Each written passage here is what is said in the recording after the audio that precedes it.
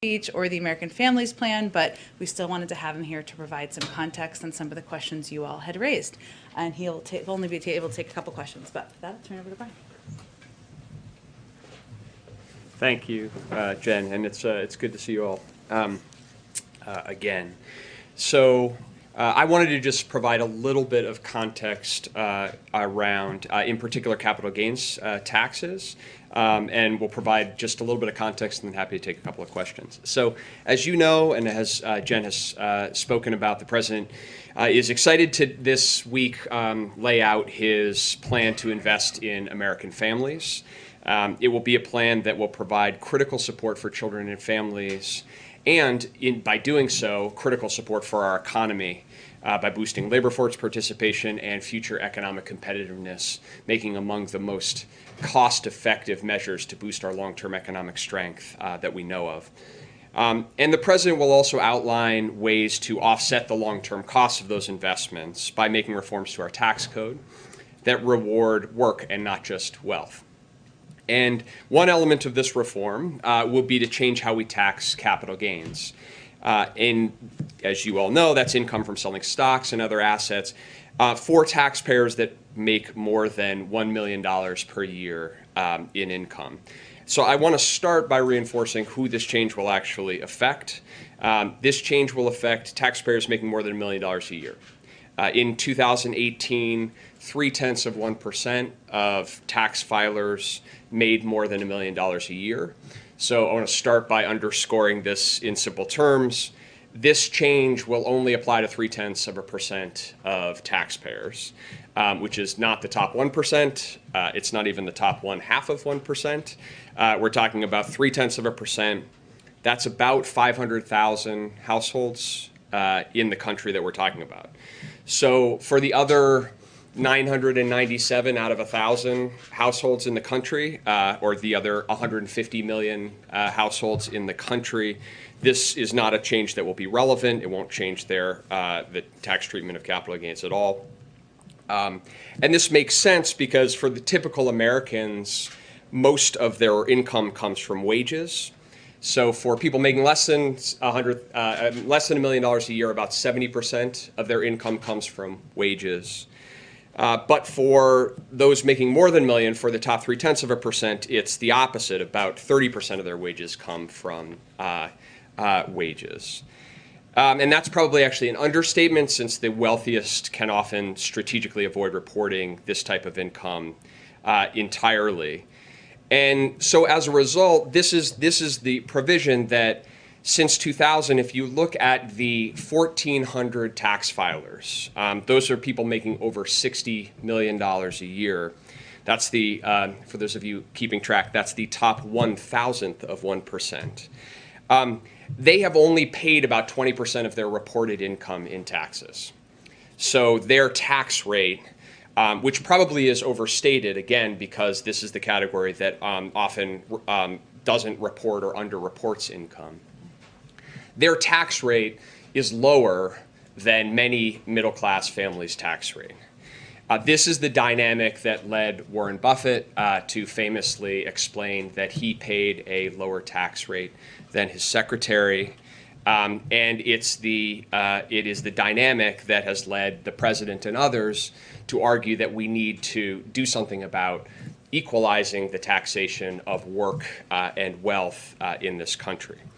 And that's why the reforms that the President will lay out are focused on this top sliver of people and treating capital gains the same as wages for that top 0.3%. And we believe that it's not only fair, but it would also help to reduce the kinds of tax avoidance that significantly undermines trust and fairness in the tax code itself. And importantly, the revenue from this provision would help invest directly in our kids and our families and our future economic competitiveness, and put us in a position where we can drive greater economic growth. So we'll have more to say on this and how it fits into the overall plan, but I just wanted to underscore at the top that number one, we're talking about a tax change that would affect, again, the 0.3%, the top sliver of households. And number two, the principle here is to equalize the treatment of ordinary income and capital gains. And that is a principle that's neither new nor particularly novel. In fact, the last president to enact a reform to equalize the treatment of ordinary income and capital gains was President Reagan, who did so while raising capital gains taxes as part of the 1986 tax reform. And of course, we will be raising to higher rates than in that reform. But a lot has changed in the economy since then. A lot has changed in the academic and empirical research in this space. But the principle is the same, which is that for the very highest income Americans, we should tax at the same rate ordinary income and capital gains. So with that, when I pause and could take a couple of questions. Thanks so much for doing this, Brian. Just to make sure I understand this, critics say that you tax capital gains at lower rates to incentivize investments that help the economy grow. Is the administration's perspective that among these high earners, they have not been making the investments to help the economy and that the government programs can do it better? So across a wide body of academic and empirical evidence, there is no evidence of a significant impact of capital gains rates on the level of long-term investment in the economy. If you look back over the last 30 or 40 years, we've had capital gains rates at various rates. We've seen different levels of investment and overall economic growth. You can't identify a meaningful correlation between the two. There's lots of reasons for that, including that if you look at where a lot of venture capital and early stage investment comes from, it actually comes from pension funds, sovereign wealth funds, entities that actually are not tax sensitive. Also because at the end of the day, a lot of things go into making an investment decision. But certainly our view and reading of the evidence is that there is not a correlation that would significantly affect investment for these highest income individuals, number one. And number two, we can use those resources to invest in areas that we know where there is convincing academic evidence, empirical evidence, that investments, for example, in early childhood and in our children return enormous dividends in terms of their own academic success, reduced costs in the healthcare system, productivity, and growth in the future. Catherine?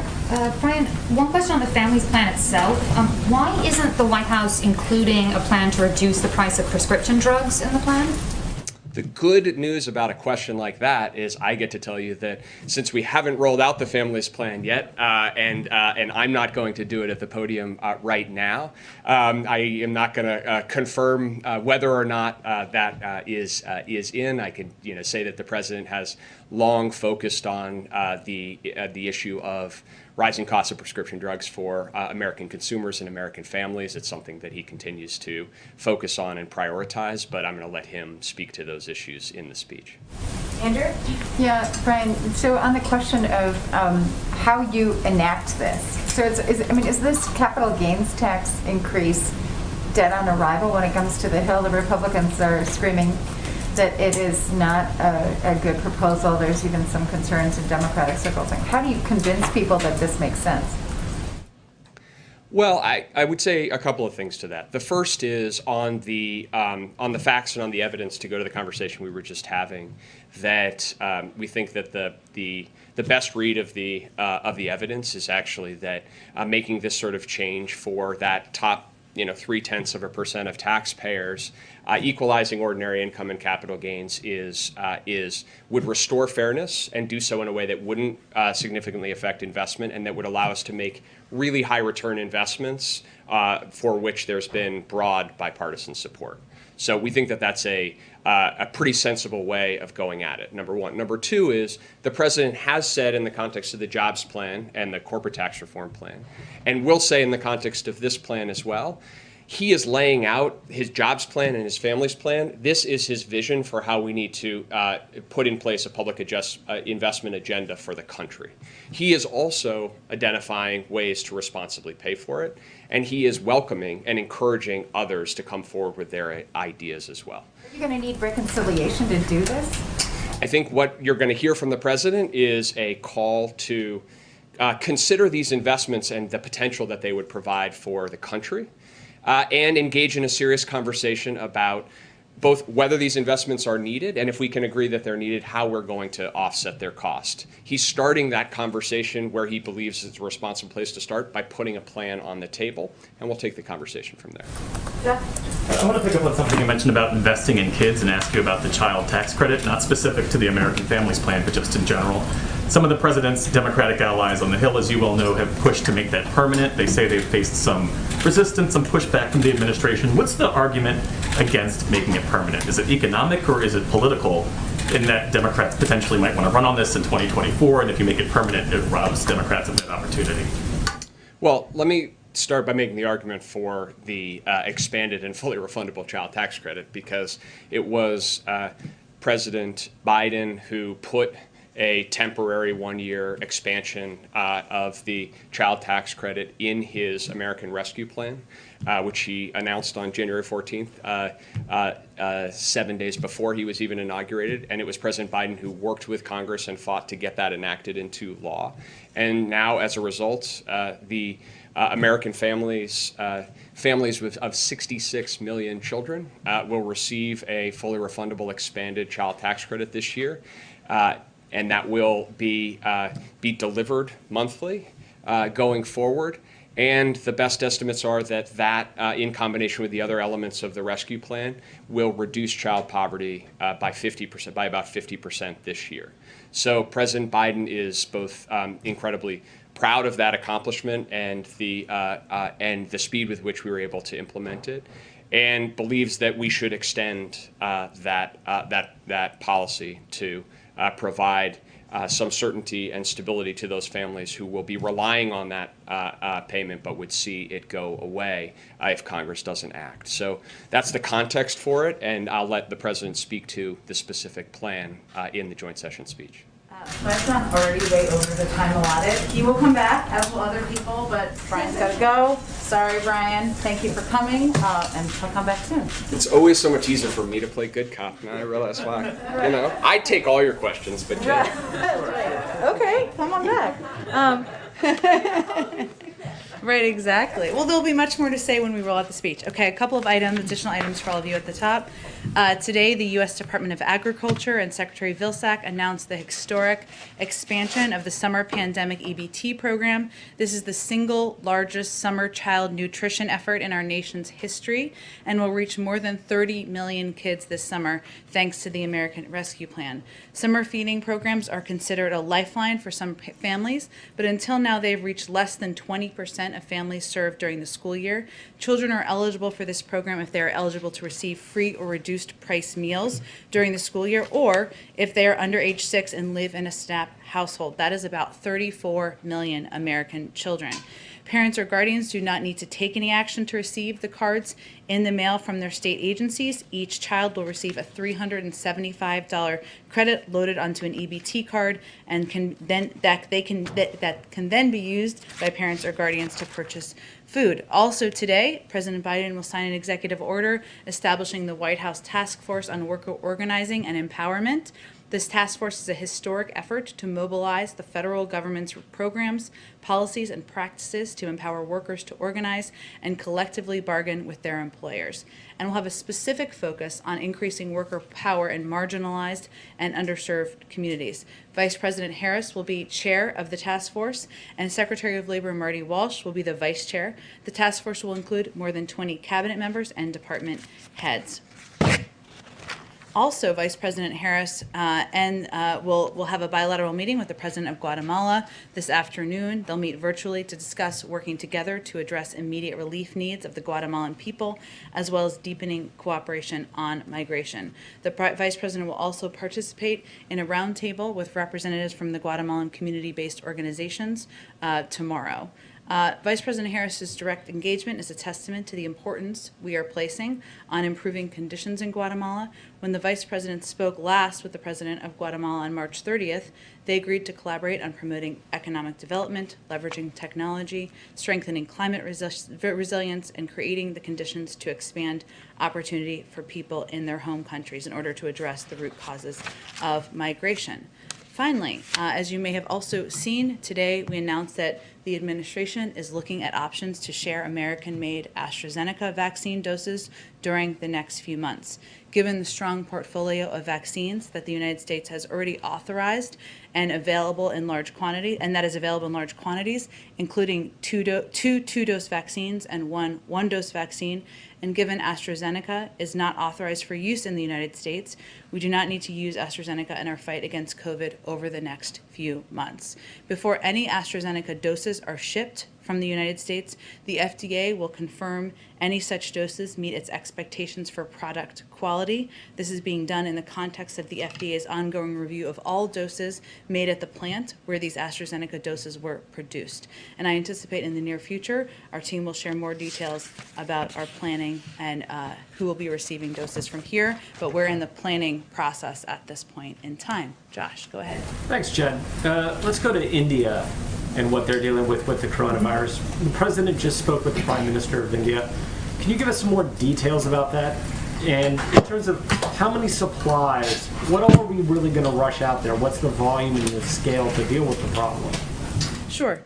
Well, as Josh noted, and you may have all seen the readout that we just put out, but just in case you didn't, the President spoke today with Prime Minister Modi of India, committing that the United States and India will continue to work closely together in the fight against COVID. The President pledged America's steadfast ongoing support for the people of India who have been impacted by the recent surge in the COVID-19 cases. In response, we have provided, and let me give you more of a specific update, and I will also note for you that there'll be an additional call later this afternoon that will provide additional details. So this is just what is available at this point in time of what is being requested and what we are providing. So there are a number of areas that are of great interest and are great need to India at this point in time. Oxygen is one of them. At India's request, we are exploring options to provide oxygen and related supplies. The Department of Defense and USAID are pursuing options to provide oxygen generation systems. We may be in a position to reroute shipments planned for other countries with lower immediate needs, given the urgency of the conditions in India, and we'll have more details, hopefully, on the possibility soon. DoD is also exploring providing field oxygen generation systems, which we have used in our field medical hospitals. Each unit can provide oxygen for up to 50 to 100 beds. And we're also exploring options to provide oxygen concentrators and ventilators and are in technical discussions with India to ensure the equipment we supply can connect to Indian devices. The United States has already provided 200 ventilators to India last year and trained medical professionals on their use. So this is, of course, in addition to that and other assistance we've provided. Another one of the major needs is PPE. And we've identified U.S. commercial suppliers as well, and therapeutics and tests, but we've identified U.S. commercial suppliers of remdesivir that are immediately available to help relieve the suffering of COVID-19 patients in India. We've identified rapid diagnostic testing supplies, personal protective equipment, and additional ventilators available to be transferred to India immediately. And I noted, of course, and we also, of course, are in close touch with India officials at all levels about the raw material needs that they have. And as requested by India, we will provide raw materials for the production of AstraZeneca Covishield vaccine at Serum Institute of India. I know some of these have been announced, but that's just a little bit of additional details. So we're in ongoing discussions about what their needs are and how we can meet them. But go ahead. And then, secondly, the president issued a 100-day mask mandate for federal buildings. Mm-hmm. Does the administration plan to update its mask guidance now that we're at 100 days roughly of the Biden presidency? And what about for the broader country? What science, what research are you using to guide you? Well, I know there's been some reports out about CDC plans, and we will certainly leave it to the CDC to announce their guidance, which I think was the second part of your question, about what will be required outside and when masks will be required for individuals who have been vaccinated. So we won't get ahead of any final details or announcements they will make. The president, of course, issued that at 100 days. We're not quite at 100 days, so I don't have anything more to preview for you in terms of what might be next. Go ahead. Looking ahead to Wednesday, to the president's speech before a joint session of Congress, can you give us a sense of how the speech is coming together, the president's involvement in it, how he wants to use that speech, and his appearance there to sell the remainder of his legislative agenda? Sure. Well, first, the president has been working over the last couple of days, as he will be over the next two, on his speech. He's deeply involved in the development of his speech. He's thinking a great deal about what message he can send directly to the American people about what progress we've been made, but of course what challenges remain ahead. He recognizes, as somebody who served in the Senate for 36 years, that this is an opportunity, one of the highest profile opportunities even the president has each year, to speak directly to the American people, and that's exactly what he intends to do.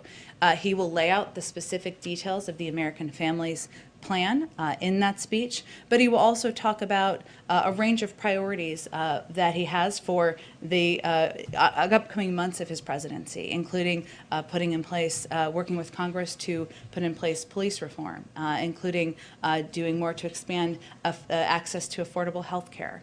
So there will be a range of priorities he will also mention in his speech, but he's working closely with his speechwriters on it, but also with policy advisors and the policy teams on finalizing the components that will be in the speech. And on COVID in this country, what's the level of concern within the administration that apparently 5 million people, or about 8% of those who got the first dose of Pfizer and Moderna, didn't return for dose 2?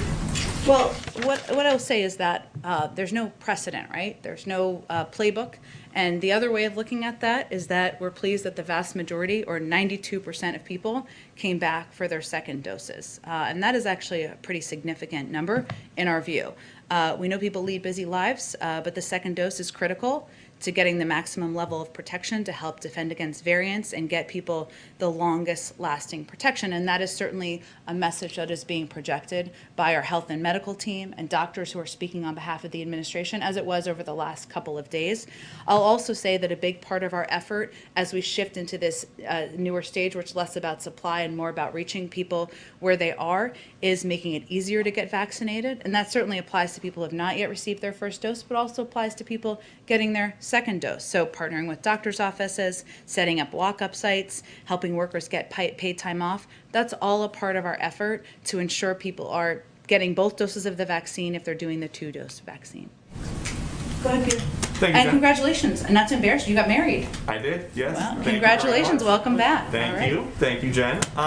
First, Vice President Harris says that she's not gone to the border yet because we have to deal with COVID issues. What is she referring to?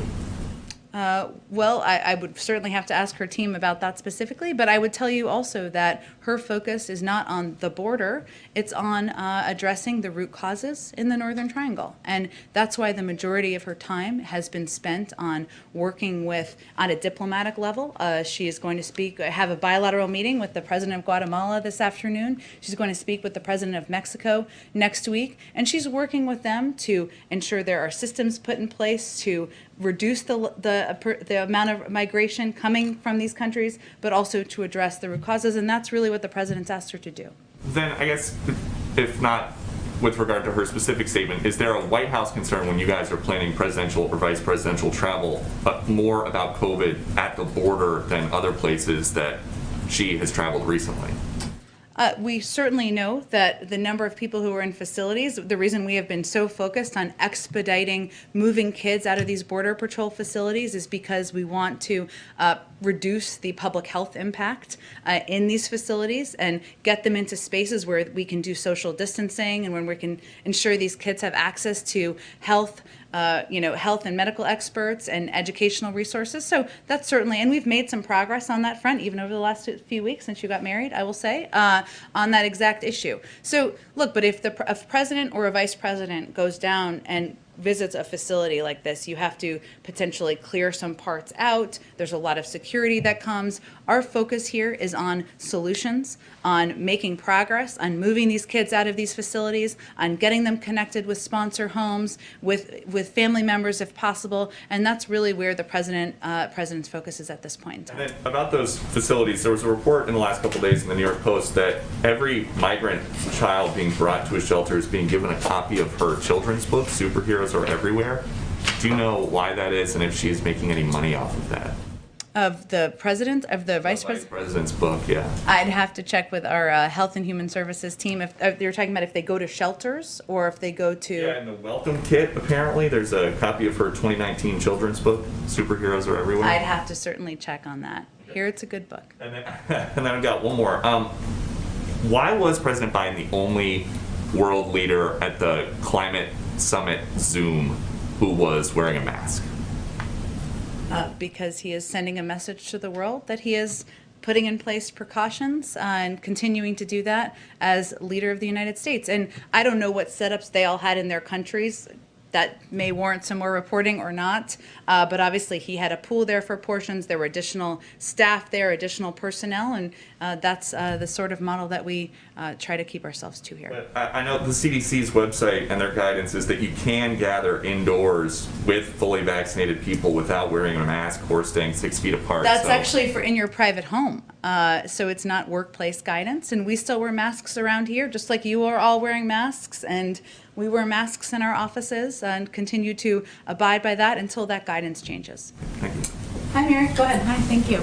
Our latest poll over the weekend showed that the president has a 53% approval rating, which is, of course, lower than any recent past president, except for President Trump. Just 52% approve of his handling of the economy. Why do you think that is? Well, first I would say there were a bunch of polls over the weekend. I know you're asking about yours specifically, but there are also some very positive signs about the American public's view of the president's job he's doing, including his response to COVID and the pandemic, something that's on the minds of the majority of the American public. According to the NBC poll, it was 69%, CBS 65%, ABC 64% approval. I will also note, per our earlier discussion, that according to the ABC poll, 58% of the public approved of raising corporate tax rates. But the bottom line is the president, these polls show what we have long known, that the president came into office at one of the most divisive moments in modern American history.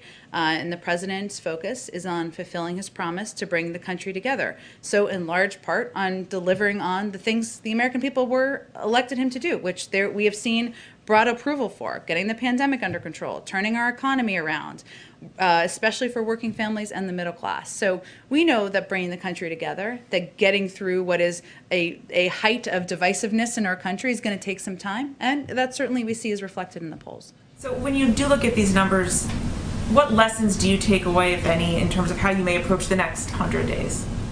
Well, the president would be the first to tell you we have a lot of work left to do to get the virus under control, despite the fact that 2/3 of the public in all of these polls support his approach and support the progress that's been made to get our economy up and running. There's still 10 million people out of work, and people aren't feeling satisfied by that. And we still need to keep our heads down and keep pushing forward to get the American Jobs Plan passed and ultimately the American Families Plan passed. But also he knows that he needs to continue to work at bringing the country together. And he will always be open to bipartisanship. He will always have an open door in the Oval Office to members of Congress of different viewpoints to get work done for the American people. And he certainly believes that's what people elected him to do. And on the speech on Wednesday, obviously your first joint address is a big moment for any new president, but this is not going to be a joint address like we've seen before because of the pandemic. A lot of the pomp and circumstance won't be there. The audience will be scaled down, no guests, etc.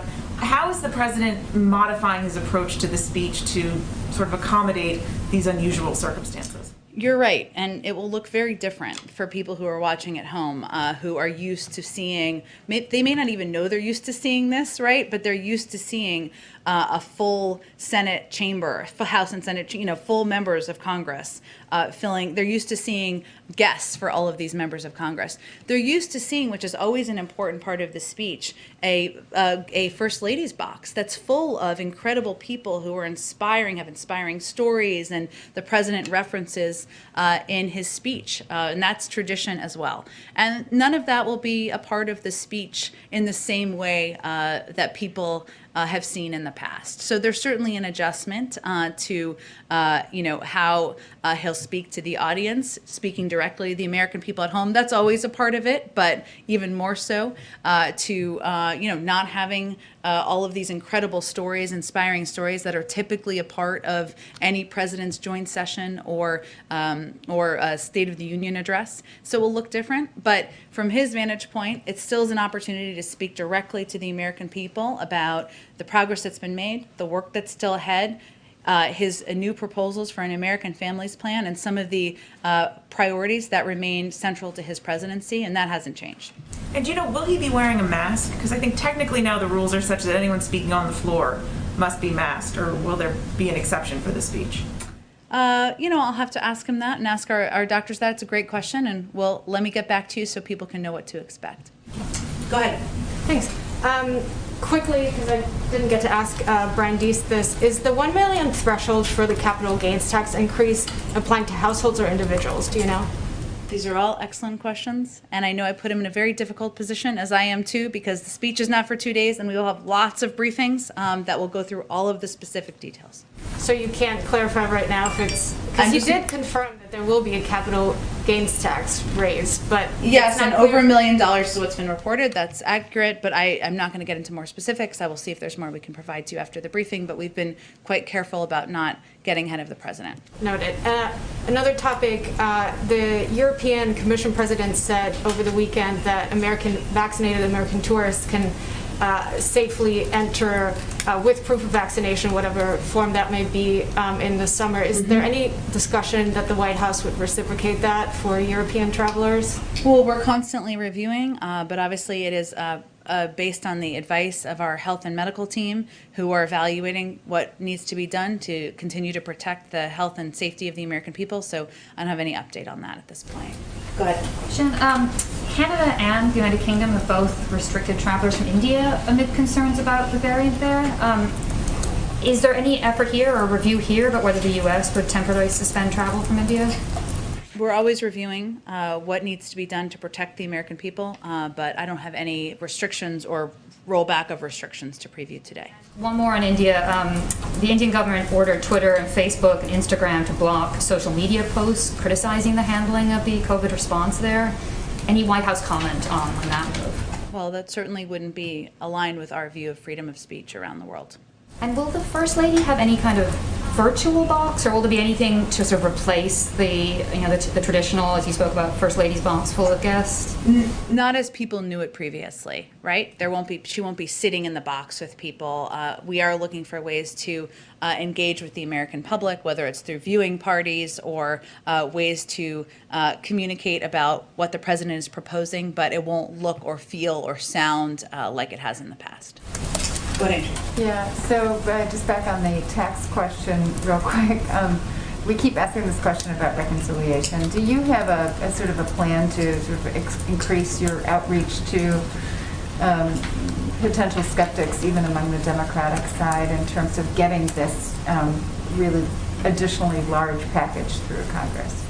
Sure. I mean, obviously the president has himself been engaged with Republicans, as he was last week, and I expect he will be again next week. And I'll talk about the American Jobs Plan as well as the American Families Plan. But our root focus here, I know you were asking, Brian, about the corporate opposition to the capital gains component. Our core focus here, and the president's core focus, is on laying out policies that will increase investment in industries of the future, create millions of jobs, invest in childcare and education to make us more competitive. Then he believes we should propose ways to pay for it, but he's not doing a corporate tax proposal. He's doing an American Families proposal, an American Jobs Plan proposal. These are ways to pay for it.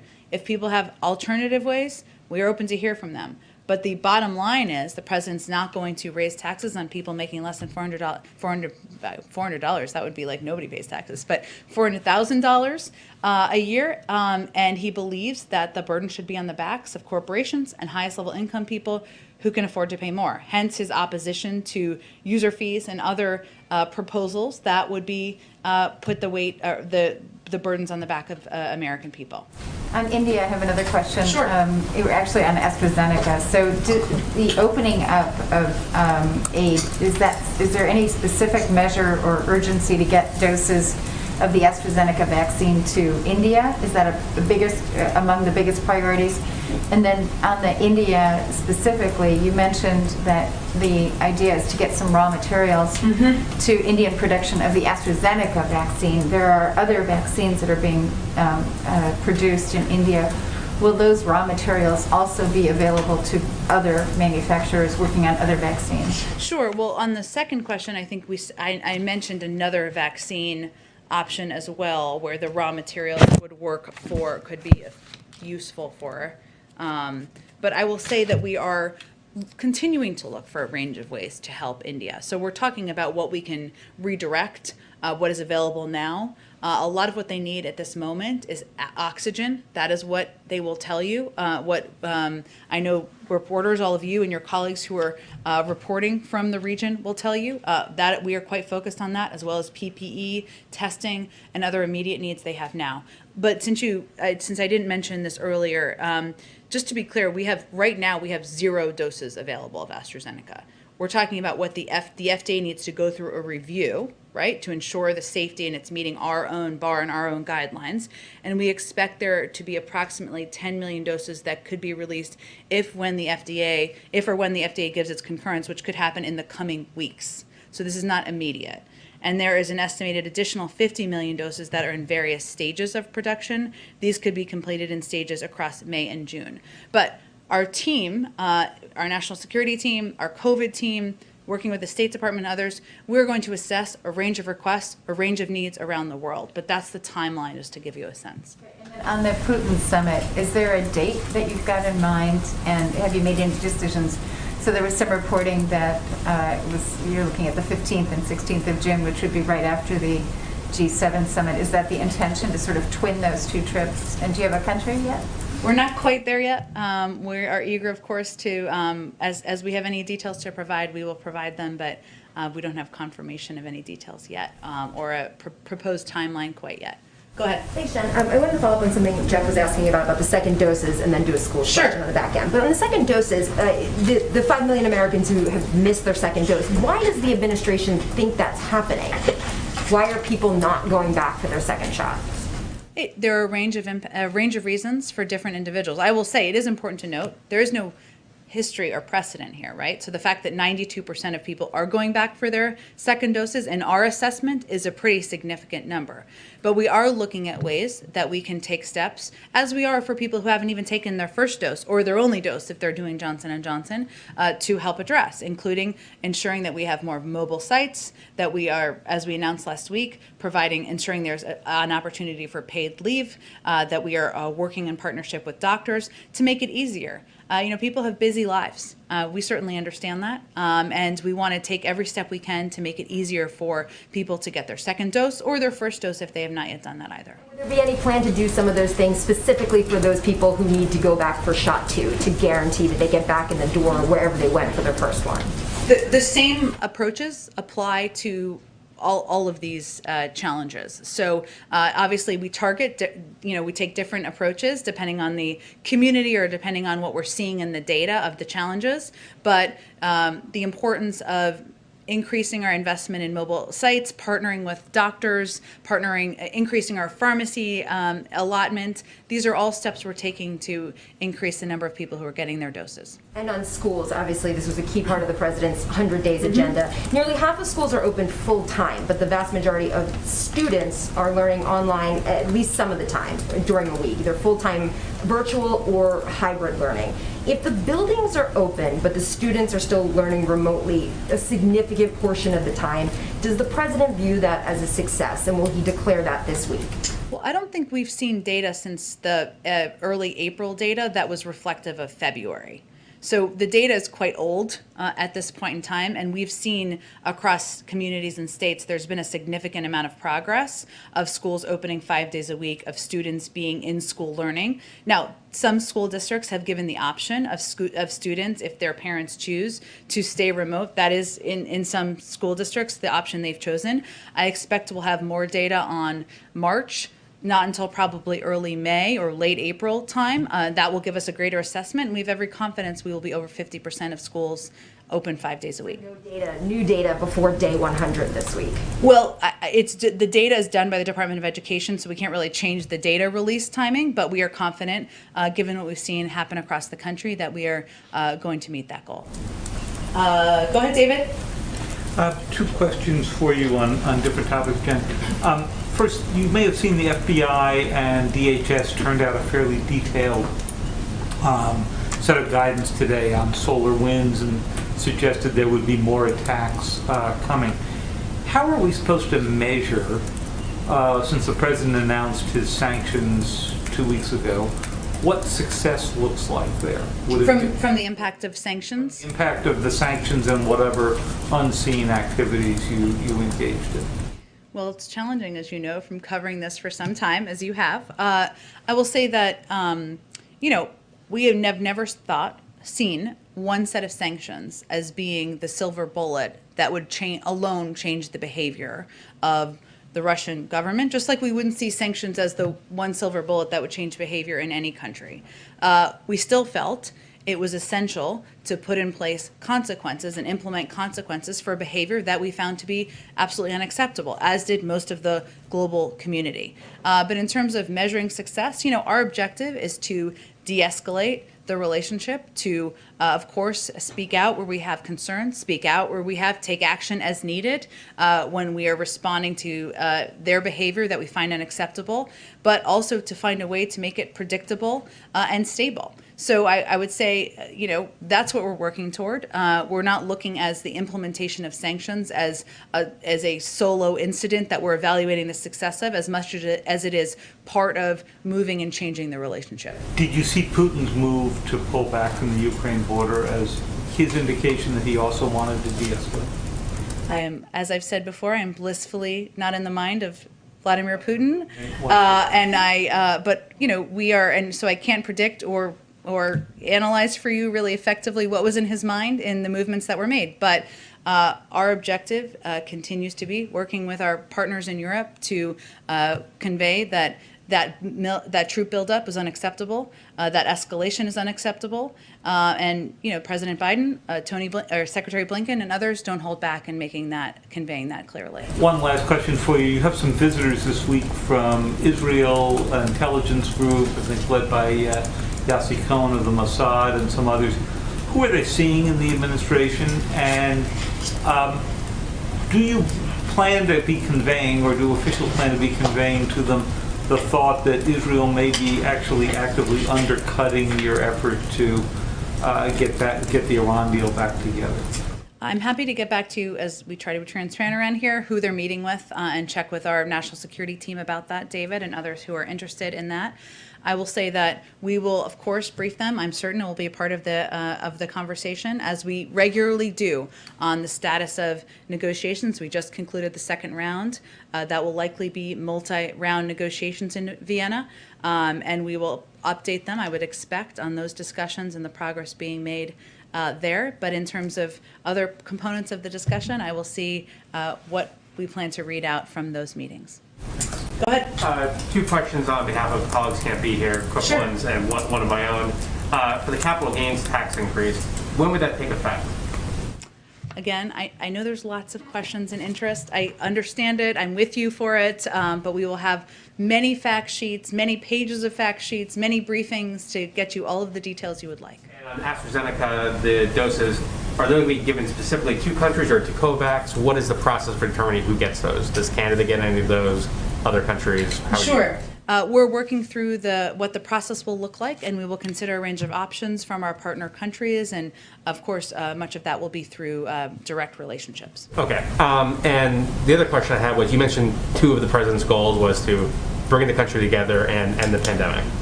Those are obviously the two big goals that he has. Get Americans back to work. Which is obviously connected to ending the pandemic. And you see this vaccine hesitancy among Republicans. You see slower vaccination rates in Republican-led states. Mm-hmm. How does the president view those two goals as intertwined? And does do they have to kind of? Can you not have one without the other? I guess is what I'm saying.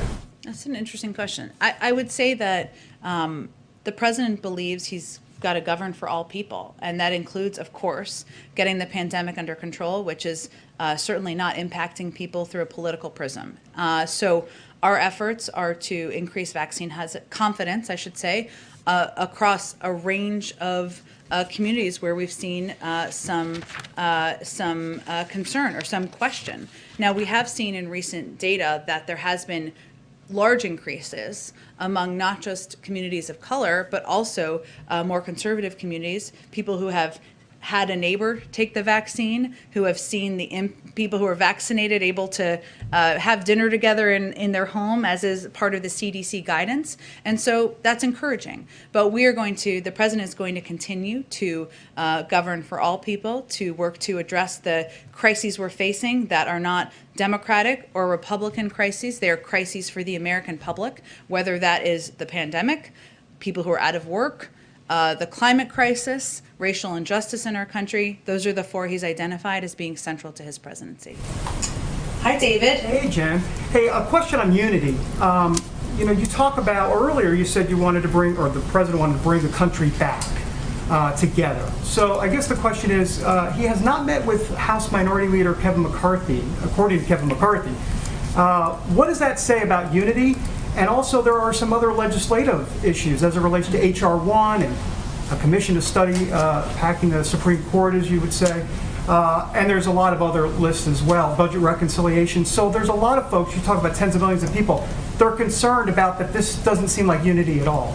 Do you think tens of millions of people are concerned about him not meeting with Kevin McCarthy? No, I think tens of millions of people are concerned about H.R. 1 and budget reconciliation and going with that 50-vote threshold. I think that was a concern. I'm not sure the polling bears that out, but I will say that the president's view is that bringing the country together is bringing the American people together. So when I say he is focused on bringing people together, bringing Democrats and Republicans together, he's not talking about solving bipartisanship in this zip code here. He is talking about proposing policies that address the crises that we're facing, whether it's getting the pandemic under control, putting people back to work. A lot of those policies he's proposed, whether it's the American Rescue Plan or the American Jobs Plan, are supported by the vast majority of the American public. Democrat, Republican, Independent. They certainly want to see him working with Republicans and Democrats and he's absolutely doing everything he can to do that. He's had a number of Republicans down here to the Oval Office. He's looking for it. We're going to be reviewing their proposals, and I think certainly people see him rolling up his sleeves and ready to work with people of all different viewpoints. Real quick, why not separate the infrastructure bill the Republicans have, whatever it is, $800 billion or so? Why not just take that, call it unity, call it a deal, and then move on to some of the other legislative priorities within the total construct? Well, David, as you know, you need 60 votes. You can talk to Republicans in the Senate and see how many votes they have. But I will say that where we are now is that we are certainly taking a look at the proposal. Right now, there's deep in the weeds, sometimes nerdy conversations between staffers, members of Congress. We have lots of follow-up questions. I'm sure they have lots of follow-up questions. We're sharing ideas. That's actively happening now. He'll invite some members next week, bipartisan members, to come to the Oval Office and have a discussion about it and what the path forward looks like. Thank you. Sure, go ahead. Thank you, ma'am. I have one question about foreign policy and then another about COVID here. So the first one is, in tapes obtained by the New York Times, Iran's foreign minister says that former Secretary of State John Kerry informed him that Israel attacked Iranian interests at least 200 times. As the Secretary has shifted roles, he still continues to represent the United States on a world stage. Does the president have any comment or reaction to Kerry telling the Iranians about covert military action on the part of Israel. We're not going to comment on leaked tapes. Okay, and then my second question is, I've heard from a number of governors who are frustrated that they haven't heard directly from President Biden on these weekly coordinating COVID calls. Why hasn't he joined those weekly calls? And how many governors? So what? How many governors have you heard from? I've heard from a number, but how many times? Like how many? 1, 2? Well, I'm actually curious to see how many times he's joined those calls, and if there's a reason why. It was never his, but I'm curious to answer to your question too. It's in our story. I think there were 2 in your story. There were 2 in my story, and there were others who didn't go on the record, but we reflected that in the story. Okay, so 2 governors and some anonymous governors. I will say that the intention was never for the weekly call, the COVID call that is led by our COVID coordinator, to be a part, for the president to be leading that call. That the intention was for our COVID coordinator to be providing an update directly from the president, directly from our work across the federal government to get the pandemic under control. And what we've done in that call is provided weekly updates on the number of doses that are going out to states, which have increased nearly every week. We're talking about an average of about 28 million out to states now. It's an opportunity to have an engagement, have a discussion about where there are challenges in the system, how to better operationalize, better communicate, which was a complaint that we came in and tried to solve when we came into office. So that was the intention. I can assure you that the American public, governors hear quite a great deal from the president on his plans to get the pandemic under control, and he it's in excellent hands with his COVID coordinator. To clarify, he has not joined. Does he have any plans in the future to join those calls? We've never conveyed it as a call that would be a part of his agenda, so I'm not sure there's like a big controversy here. Okay. But thank you. Go ahead. Can you confirm reports that CIA Director Bill Burns was in Iraq, in Baghdad, meeting with Iranian officials in the foreign minister's home? I would point you to the CIA for confirmation of anything about his schedule. Okay, because he was somebody who led the discussions in 2015, and currently Foreign Minister Zarif is in Iraq too. So I'd be interested to know whether the 2 of them are planning to meet. Is that something that you're able to discuss? And again, I'd point you to the CIA and his team there for any details of his schedule. I have another question Sure. on Guatemala. So earlier today, Secretary Blinken announced sanctions on some Guatemalan officials. Mm-hmm. Are there other sanctions that the administration is weighing for other Northern Triangle countries now? And how is this expected to affect the discussions that the Vice President is having later today on migration cooperation? Sure. Well, the sanctions that were announced today, which everybody may not have seen, I know there's a lot going on, is on 1 current and 1 former Guatemalan government official for their role in corruption in Guatemala. And these sanctions support efforts by the people of Guatemala to end the scourge of corruption as part of the U.S. government's commitment to support improvements in governance in Guatemala. And as the Vice President's virtual bilat with the President today indicates, we are focused on working with Guatemala and other partners in the region to improve conditions and address the root causes of migration. Today's actions were also taken in close coordination with the United Kingdom, which has today established a new anti-corruption sanctions regime. But we are confident we will continue to be able to work with the Guatemalan leadership on areas of agreement, areas where there is opportunity, but we also are not going to hold back when actions warrant sanctions, as they did in this case on the grounds of corruption. Do you expect the Vice President to meet with El Salvador President Bukele? Well, I know she has a virtual bilat next week with the Mexican president, and I expect she'll have more in the coming weeks, but I don't have anything to preview for you today. Go ahead all the way in the back. Yes, I have a question for myself and then 2 for colleagues who can't be in the room. Okay. First, you've laid out a number of domestic agenda items for the president's speech on Wednesday. How much can we expect that he will speak about foreign policy? He will certainly talk about foreign policy in his speech and reiterate his objectives and commitments to rebuilding our place in the world, regaining the United States seat at the table. I don't have more to preview for you than that, but it will certainly be a part of the speech. Okay, and let me see. What is your response to the criticism that the U.S. response to the crisis in India is coming late? Well, I will say first, the United States has been one of the largest providers of assistance to address the COVID pandemic around the world, including to India. And we have obviously taken some significant steps over the last couple of days to address their immediate needs and been in close touch with them at every level, including with Prime Minister and the President discussing or communicating.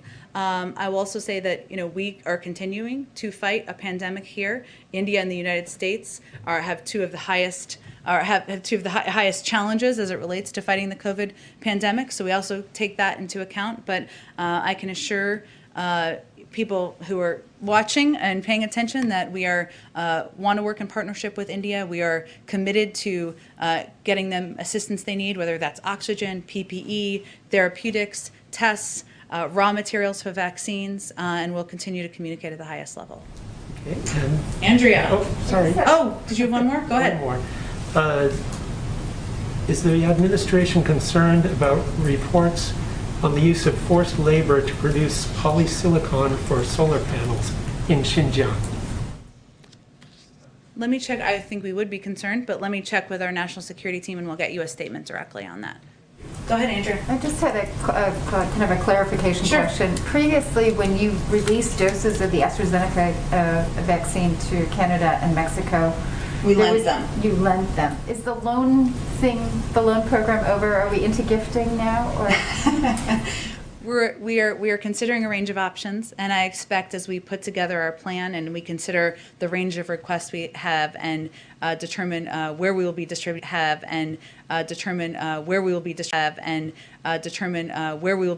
these vaccines, we will do that through a range of means. Okay, and then just on the overall issue of the kind of vaccine production in the U.S., there is, as you know, mounting pressure on the U.S. to support this TRIPS waiver at the WTO. Has there been any shift in the U.S. position? Up until now, the U.S. has not even permitted those discussions to take place on a formal level. Given what we're seeing now, the sort of worst case scenario of the increased incidence in India and Brazil, other places, is there a rethink going on? I understand that there's concern about the emergence of variants and not knowing that, what will happen to those. Are you rethinking the position now? Well, I'd first say, and I know we'll have a call shortly where there'll be an opportunity to ask a lot of these questions too, but India has their own IP, right? And they are also manufacturer of vaccines. Some of it has been delayed. The last time we really communicated about this at a high level was from our USTR, Catherine Tai, but I don't have any updates to that. And can I do one from a colleague? Yeah. You're sorry, I know you want to get out. It's okay. This is from VOA, who can't be here, obviously, due to COVID. Their question is, Ukrainian President Zelensky is suggesting including U.S. participation to try to end the Donbass war. Is the administration ready to take a more active role in the peace process, and if yes, what capacity?